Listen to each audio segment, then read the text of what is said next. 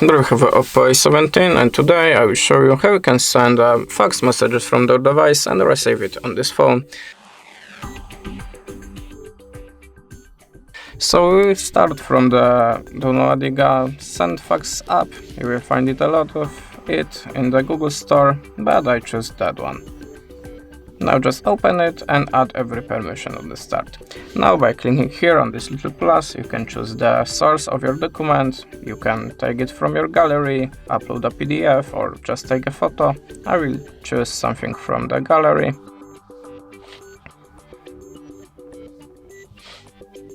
Like this. And now you can add just a shape to your document. If you are ready, go. Choose a filter and click OK if you are ready. You can add also a text here or something like that. Signature, graffiti or a text. Okay, now if you want to add more documents, just click the plus again and choose a source again. Now, but if you are ready to send it, just type a number and you can enter here a little note. If you are ready to send it, just click here to send it.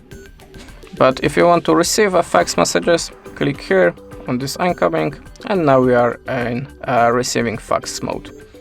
Here you can get a fax number and receive any fax messages on your phone. And that's it. Thanks for watching. Leave us a subscribe or a comment, and goodbye.